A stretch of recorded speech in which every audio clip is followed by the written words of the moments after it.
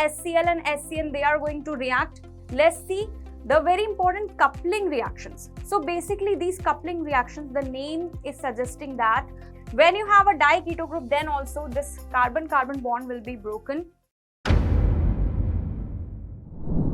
Hello dear students, welcome to LN Overseas and welcome back to the very special series that we have started, that is 45 important topics with questions in 45 days. Okay.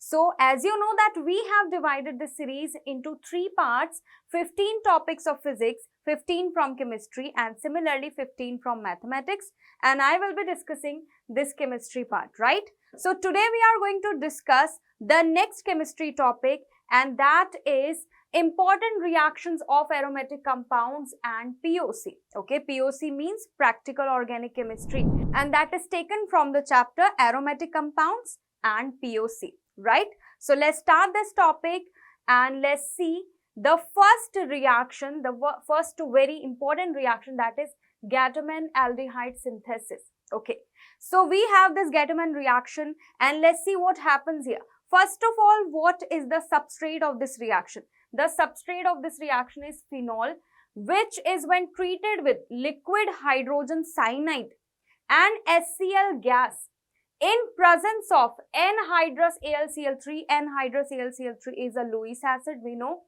yields mainly, that is major product is para-hydroxybenzaldehyde, and this process is also called as formylation because formyl group is going to attach here, right? That's why we call it as formylation. So let's see what we have here as a reaction. First of all, the HCl and HCN, they are going to react. Okay, you know that here on the nitrogen you have the lone pairs, right? So it will take the H plus ion and the other carbon will be attached with the Cl minus ion, right? So this product will be formed here. You can see initially in the hydrogen cyanide, between carbon and nitrogen you have triple bond, right? So due to this reaction, now you have only a double bond between nitrogen and carbon, right? So this compound is formed. Now this compound when reacts with aluminum chloride, which is a Lewis acid, okay? So this chlorine is going to donate one of its lone pair to the aluminium because this is a Lewis acid, so it will act as a Lewis base and it will donate a pair of electron to aluminum chloride, right? And after donation of this lone pair, this carbon will gain a positive charge, and you know this is our electrophile. This is our electrophile, and this electrophile will now attack on the benzene ring at the ortho and para positions, okay, because you have the activating group right here on the benzene, so that is activating the ortho and para positions, right, activating the benzene ring and making the ortho and para positions electron rich, right? So this electrophile will attack and ESR, electrophilic substitution reaction, will take place and you will get this product. Okay, here you can see this amine group is attached at the para position. This is basically the major product. Okay, now after the acidic hydrolysis, you know, this double bond is going to break and here you have to attach one oxygen and here 2 hydrogen. This is how we can understand. So ammonia will be eliminated from here and you will get a aldehyde group at the para position. Okay, so this is your para-hydroxybenzaldehyde. Okay, this is your major product for this reaction. Okay, this is your Gattermann-aldehyde synthesis, Gattermann reaction. We have a similar reaction that is called as Gattermann-Koch reaction. Okay, so in this Gattermann-Koch reaction, there is only one difference, that instead of hydrogen cyanide, we have taken carbon monoxide. So Gattermann-Koch, so from Koch we can remember that we have CO here, carbon monoxide here, and the reaction mechanism is also similar. HCl and CO are going to react with each other, okay, and then in presence of AlCl3, that will take the Cl from here, right? So here the carbocation which will be formed, or we can say the electrophile that we are going to get here. This is your electrophile, right? So again this will attack on the benzene ring and ESR reaction will take place and you will get your major product as para-hydroxybenzaldehyde. Okay, this is the major product. So you can see that in both the reactions the product is same. Okay, just reagents are a little bit different. The substrate is same, product is same, just there is a little bit different in the reagent, okay. So don't worry about the mechanism, you just have to remember these are reactant, reagent and the product of the reaction, okay. Fine. Now let's move forward. Let's see the next reaction. Next reaction is Reimer-Tiemann reaction. Reimer-Tiemann reaction. So what happens in this reaction? In this reaction also the substrate is phenol, okay.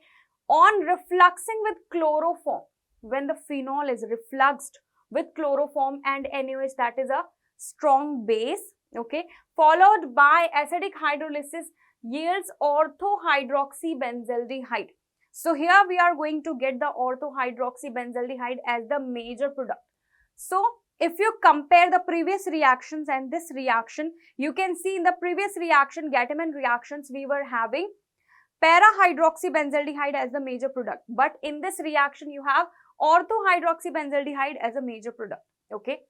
And instead of chloroform, if you will use the carbon tetrachloride, then instead of benzaldehyde you will get salicylic acid, okay. So let's see the reactions here.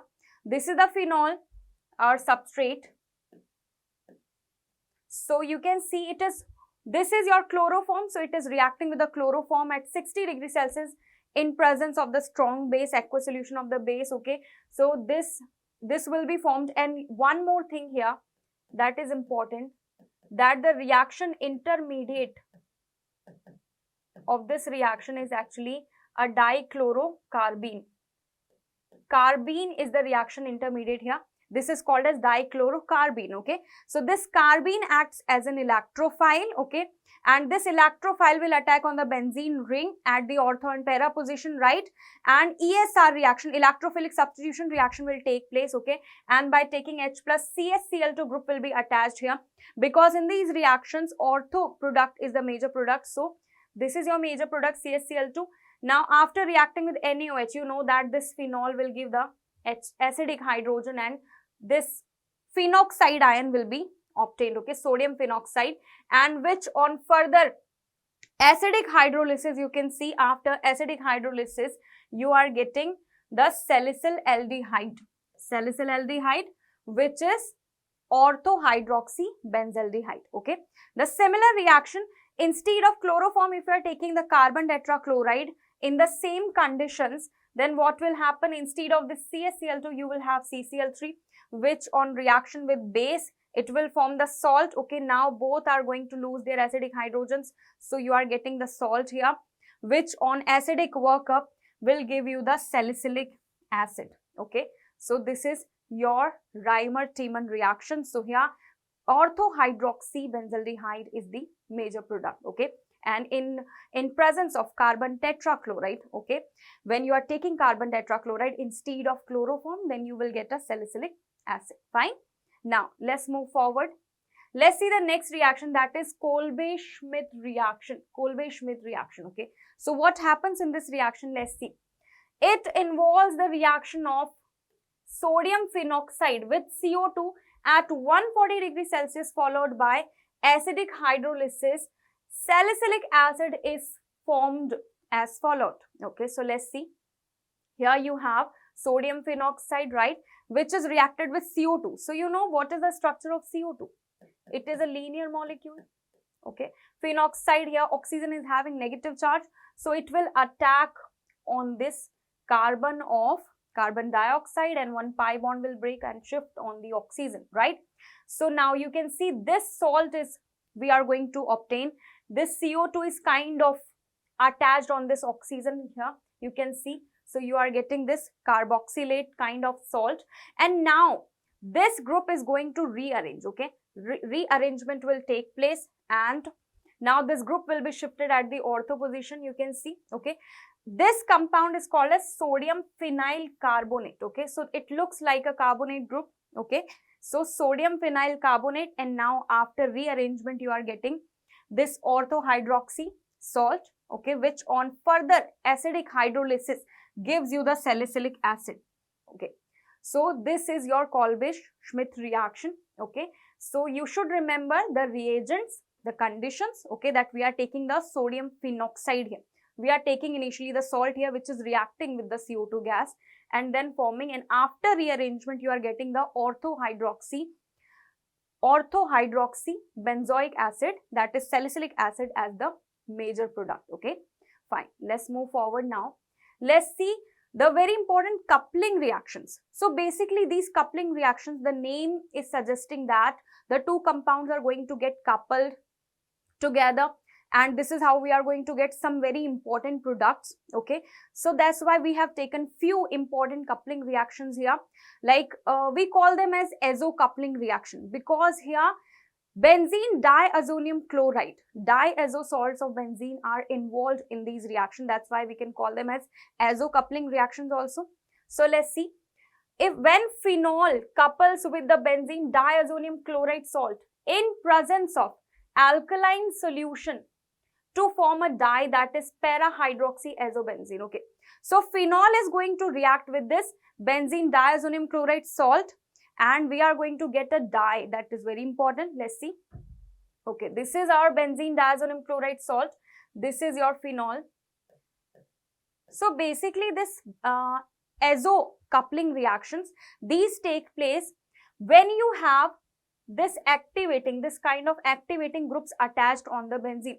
Otherwise we know that this diazo group is not much stable. This is stable only at a very low temperature, that is around 0 to 5 degrees Celsius, right? So they form this azo dyes, and this azo coupling reaction occurs when you have activating groups attached on the benzene ring. Like here you have OH group and oxide group. Like here what will happen, you have base. So this base is going to take this H plus ion, this acidic hydrogen from here, and then you will get this phenoxide ion. So this phenoxide, this O negative is now highly activating. So that's why it makes the diazonium chloride salt to show the coupling reaction, right, and form the azo dye. So what is happening here, you are taking the alkaline medium here and this hydrogen at the para position and this Cl. This is how we can show that this HCl is getting eliminated and this is your final product. Okay, OH, and we can say at para position this coupling is taking place. Okay, so this is called as para-hydroxyazobenzene, that is an orange dye. Okay, so this is your product here. Similar reaction is given by aniline also. Let's see, when you take aniline here, nitrogen is having lone pair. Okay, so if you want to get the azo dye from the aniline and benzene diazonium salt, then you have to take mild acidic medium here. Okay, so just be careful, here we are taking alkaline medium, but here you have to take very mild acidic medium. Okay, we cannot take the concentrated acid, otherwise it will make this as NH3 positive permanently and this will become a deactivating group. Okay, if it becomes deactivating group, then this reaction will not be possible. Okay, that's why we cannot take concentrated conditions here, never. So this condition should be mild acidic medium only. Okay, then you will get the para-amino-azobenzene, that is a yellow color dye. Okay, so at the para position also this coupling is taking place. So para-amino-azobenzene, yellow color dye. Now similar reaction we have where we are getting a very important compound. So let's see that reaction. Phenol, again phenol couples with phthalic anhydride in presence of concentrated sulfuric acid to form a dye, that is called as phenolphthalein, which is used as an indicator. So we all know that what is phenolphthalein, we use it in acid-base titrations, right? So how we are going to get it? When phenol shows the coupling reaction with phthalic anhydride, then phenolphthalein is obtained. So let's see the reaction. This is your phthalic anhydride, okay, which is reacting with the two molecules of phenol, and this is how you can see this one water molecule is eliminated. Okay, H2SO4, we know that it is a very strong dehydrating agent, right? So removing the water from here, and this is your final product, which is called as phenolphthalein, okay, which is colorless in acidic medium but shows pink color in alkaline medium. So these were our very important coupling reactions, right? Now let's move forward. Let's see the next reaction. Okay, now we are going to talk about the practical organic chemistry. So let's see, we are going to discuss few very important tests. Like first test is Lucas test. Okay, this test is used to distinguish between 1 degree, 2 degree and 3 degree alcohols from each other. Okay, and what is the reagent here? The reagent is anhydrous zinc chloride in concentrated HCl, concentrated hydrochloric acid. This reagent is called as Lucas reagent, right? So you have alcohol. So basically here substitution reaction is taking place. OH group is substituted by chlorine, okay, chloride. So you are getting alkyl chloride plus H2. This is your main reaction. Now, how we are going to identify the alcohols, 1 degree, 2 degree and 3 degree alcohols from each other? Basically, the time taken for this reaction, the time taken by the alcohols to show this reaction is different for each category, okay? So, based on the time taken for the reaction, we can identify that which type of alcohol we have. For example, 3 degree alcohols give white turbidity. When they react, a white turbidity is appeared in the solution, in the reaction mixture. So that white turbidity solution is obtained immediately when you have 3 degree alcohols, right? But when you have 2 degree alcohols, they give white turbidity solution within 5 to 10 minutes, okay? So within 5 to 10 minutes, if you are getting the turbidity, that means you have 2 degree alcohol. And 1 degree alcohols do not give white turbidity at normal temperature, okay? At normal temperature, they will not give this white turbidity. So you have to heat the solution so to get the turbidity. So this is how, based on the time. If you are getting the turbidity immediately, that means 3 degree. If it is taking 5 to 10 minutes, then 2 degree. And if it is not giving the turbidity at room temperature, then you can say that this is 1 degree alcohol. Okay. Now there is very important note that benzyl alcohol also react immediately. Okay. Basically here, the carbocation is formed as an intermediate. That's why 3 degree alcohol and benzyl alcohol, because they form the very stable carbocations, that's why they give this turbidity, this reaction very fast, okay? Whereas 1 degree alcohol gives least stable carbocation, that's why this is comparatively slow reaction, right? So this is your Lucas test, okay? Now let's see the next very important test, that is Victor-Meyer's test. Victor-Meyer test. This test also distinguishes the 1 degree, 2 degree and 3 degree alcohols, okay? But here we don't have a single reagent. We have a series of reagents, okay? So let's see. Okay, first of all, we are going to use the red phosphorus and iodine, then NaNO2, HNO2, and then we are going to use the base. So let's see.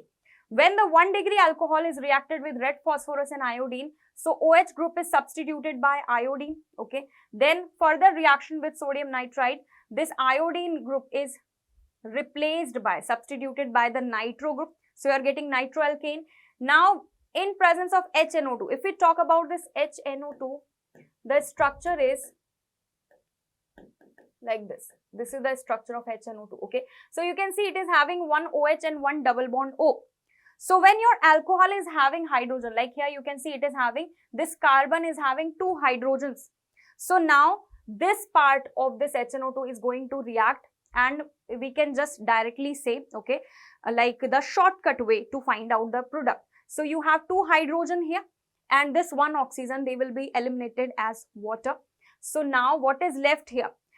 Nitrogen and OH, this group is left. So you have to directly attach this group by double bond with carbon, okay? So this is your product and this is called as nitrolic acid.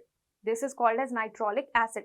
Now in this nitrolic acid, you can see you have acidic hydrogen. So when you will react this compound with a base NaOH, what will happen? A salt will be formed, okay? So this is your salt and the color of the final solution will be red color, okay? So after reaction with the base, the final color of the solution will be red color. So if you are getting the red color after these series of reactions, that means you can say that you have 1 degree alcohol, right? Now let's see for the 2 degree alcohol. Similar reaction, when you have red phosphorus with iodine, then it will show the substitution reaction. With NaNO2 also it will show the substitution reaction, okay? Now with this nitrous acid, you can see it is having only 1 hydrogen now. So how you are going to remove the water? Let's apply the shortcut, okay? So this is having 1 hydrogen. So now this OH is going to react with this hydrogen to be eliminated as water. So what is left now?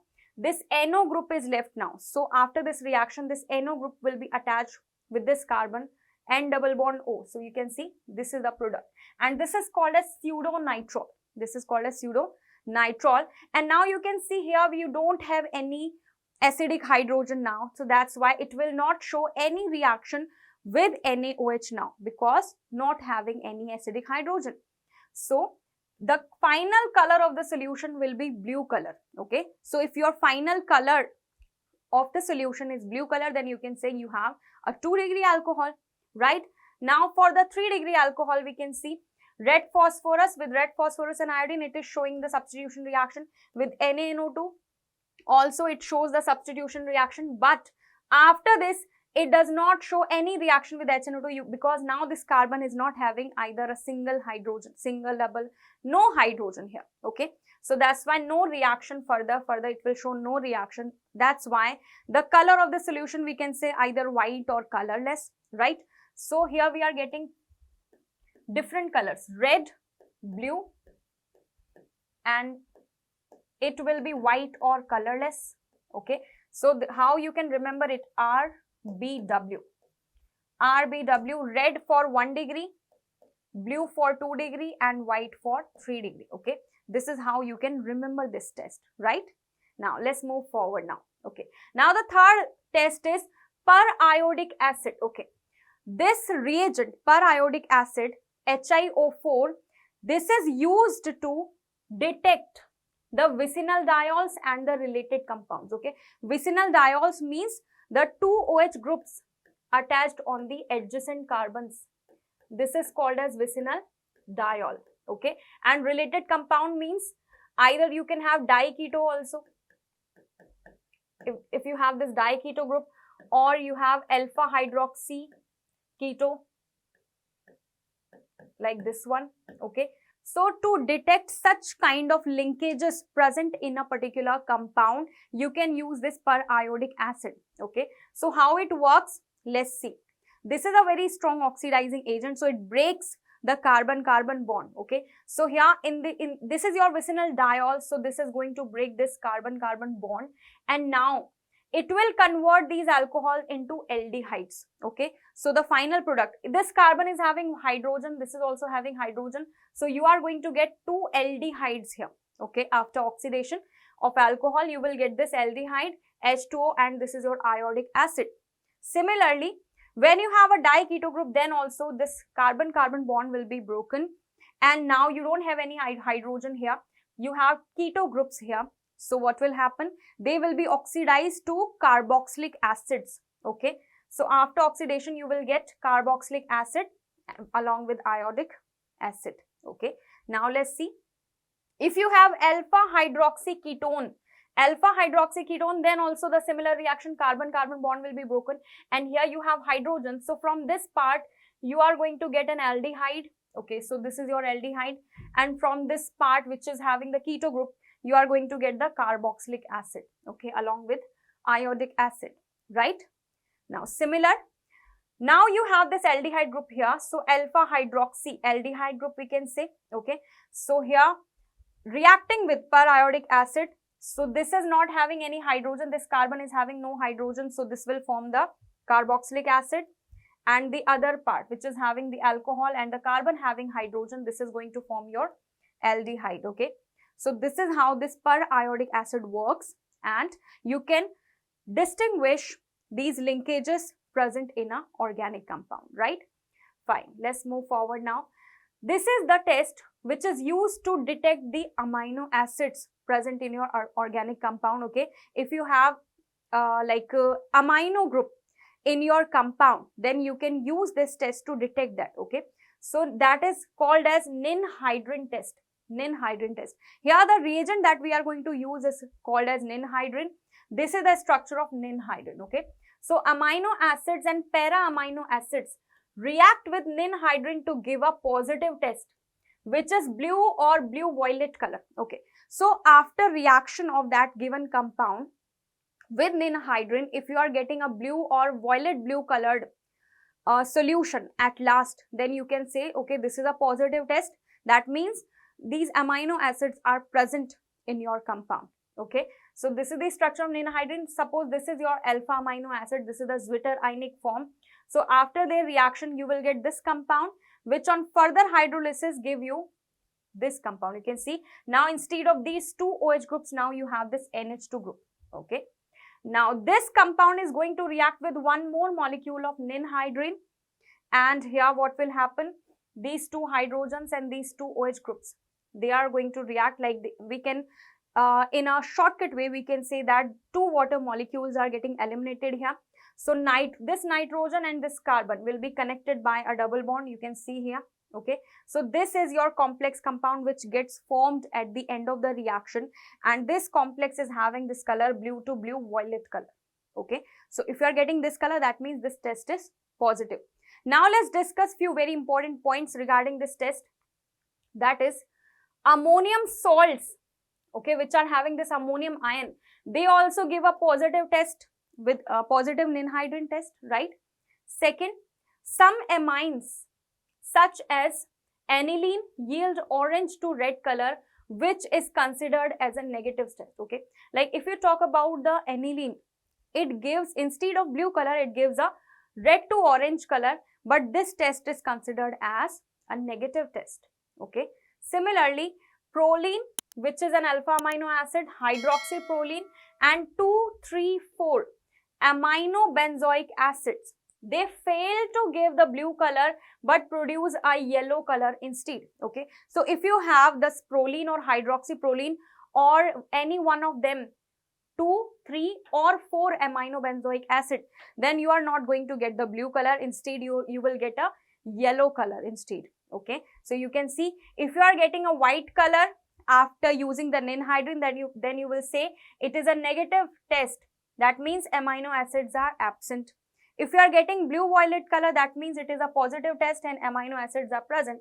And if you are getting a yellow or orange color, that means you can say prolines are present. Okay, so this was about the ninhydrin test, and this was about the important reactions based on the aromatic compounds and practical organic chemistry. Okay, so that's it from my side on this topic.